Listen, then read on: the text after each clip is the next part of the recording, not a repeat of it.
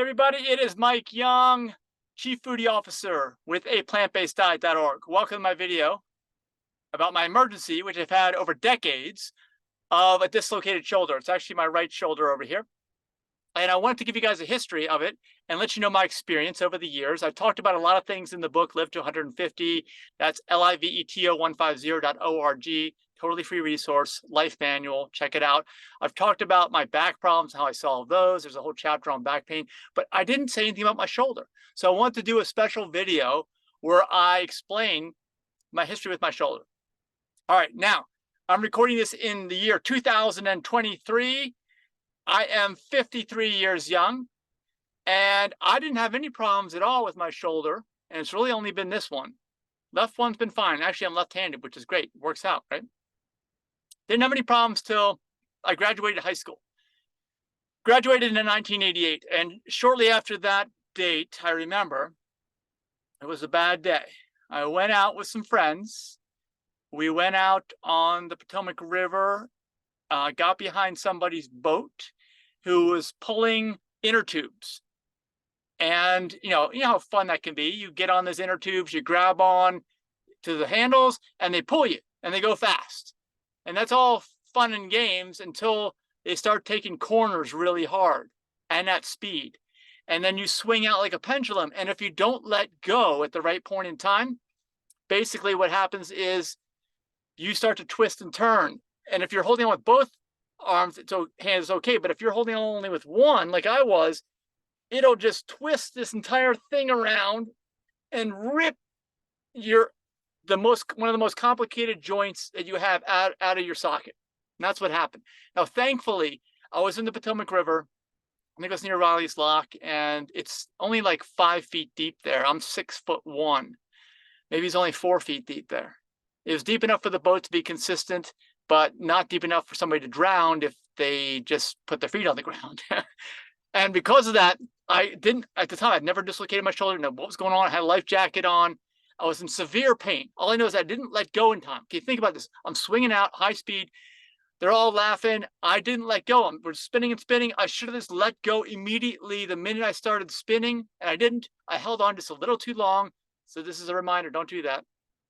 And it popped the whole thing out, pulled the whole thing out.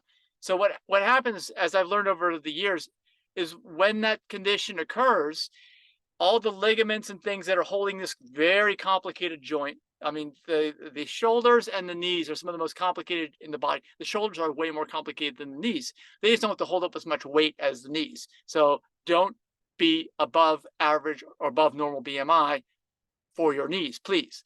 And your hips and your feet for that matter. But your shoulders, you don't want to get it in some whacked out position and put pressure on it, which is what this did. So it ripped it out.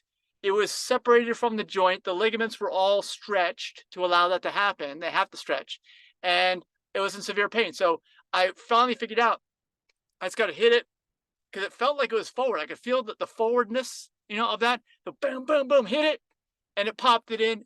Still felt the pain. I could still oh gosh, it's so hurt, so bad. All right. That was late 80s, super late 80s, like 89, I think it was. And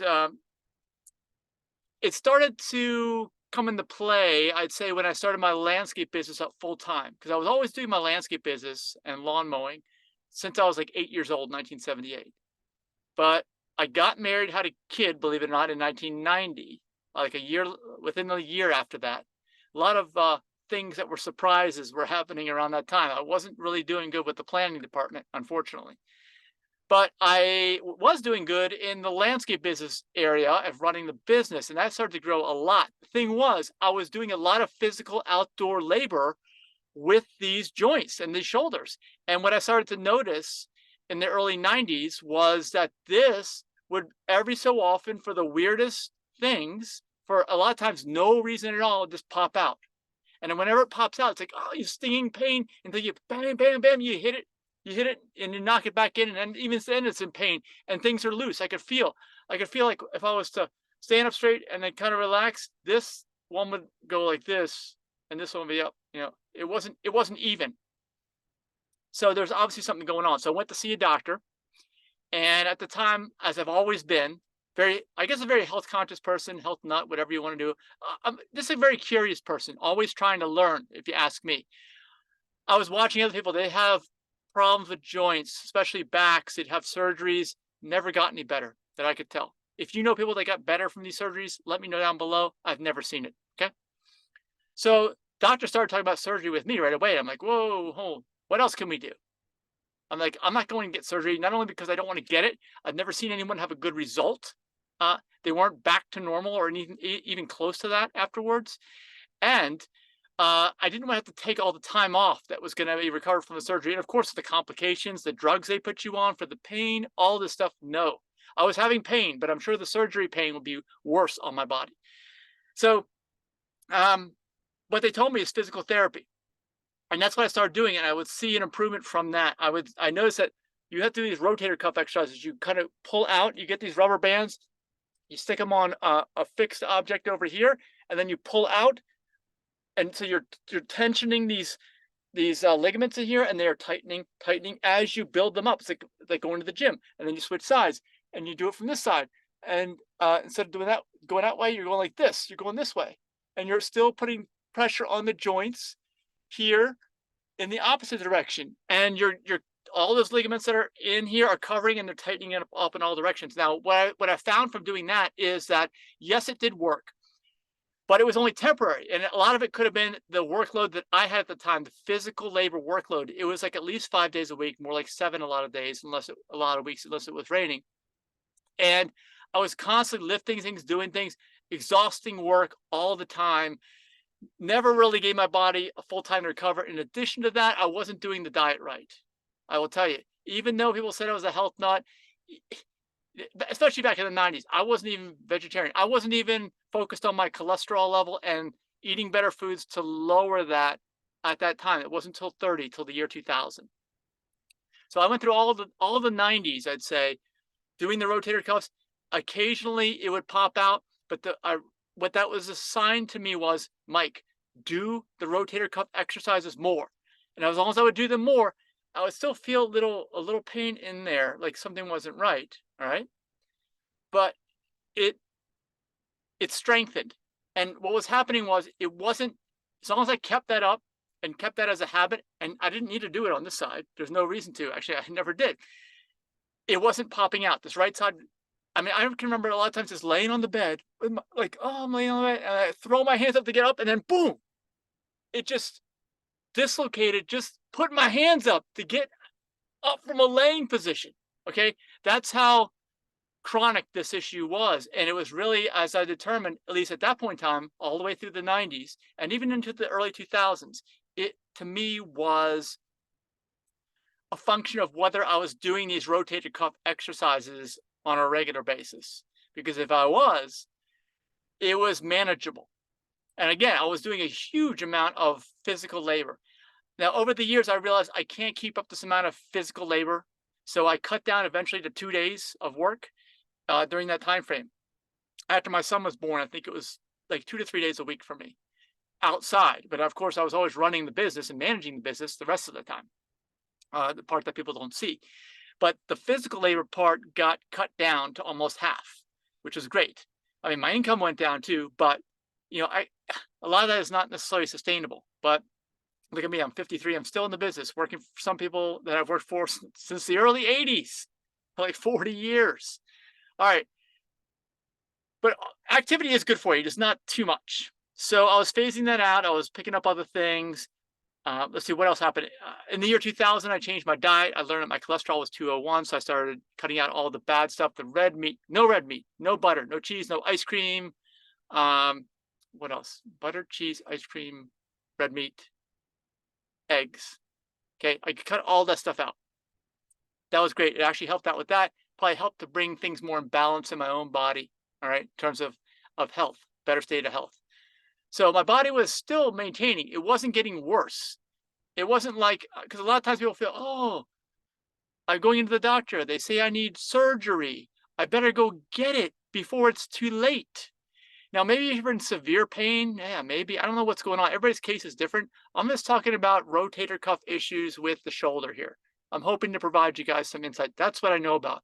And yeah, I was having some pain, depending upon the position, still pain. Fast forward, 2014, I became fully plant-based. No, 2009, I became vegetarian, so no meats at all. 2014, I gave up the dairy, so fully plant-based. And in the last couple of years, I've really been doing a good effort to really eat the healthy vegan food, what we call through our nonprofit, healthyveganfood.info, if you want to know what that is. I'm really concentrating on that. That's like the real food, not a food-like product to your body, but the real food allows it to thrive. One of the videos I just released here on the channel, which I wasn't intending to release on this channel, but I did anyway, is about my running accidents that I had on the trail run a couple days ago. So check that out. I believe that eating the right stuff does give you good recovery. You're in a great state of balance. So when a horrible thing happens to you, your body will recover and recover fast. And you can handle any kind of surgeries or anything that the medical establishment might throw at you or recommend. Because a lot of people can't even recover from surgery. They're in such a poor state of balance and a poor state of health.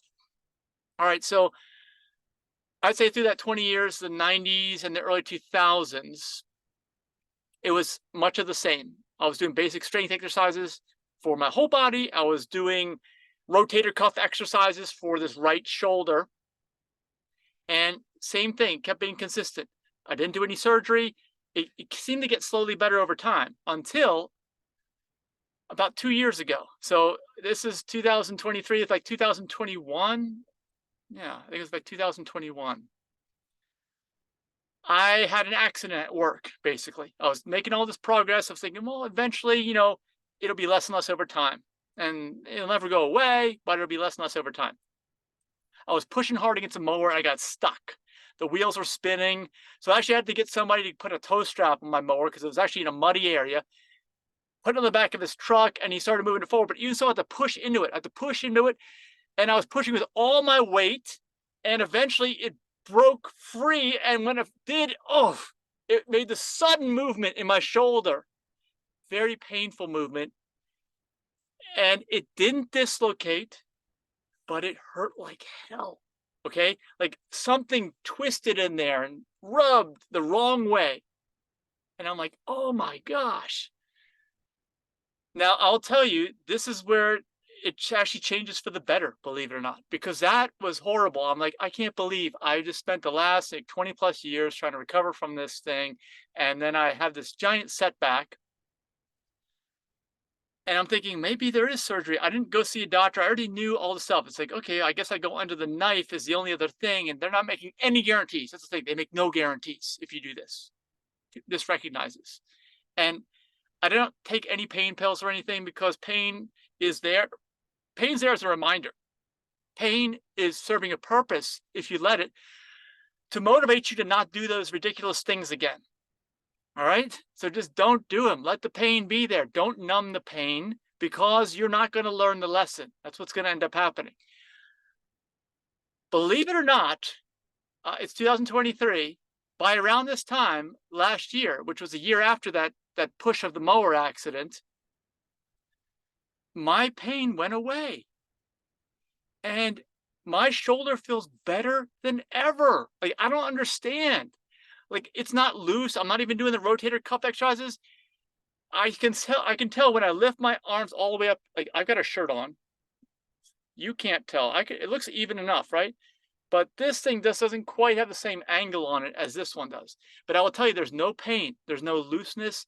It's not popping out. It hasn't popped out in like 10 years now because of me being very consistent and disciplined with the rotator cuff exercises. You have to do that.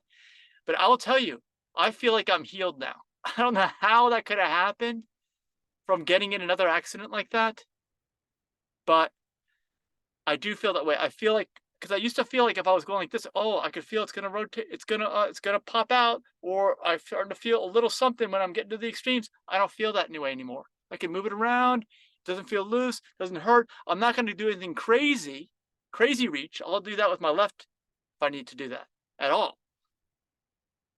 But it's those extremes that screw you out, that shoulder joint up. Just don't do the extremes if you can avoid them. There's no, especially when you get over 50 like me. So anyway, that's it. I wanted to give my testimony and let you all know that this was all done, allowing the body to heal itself. Yes, it's the most complicated joint in the body.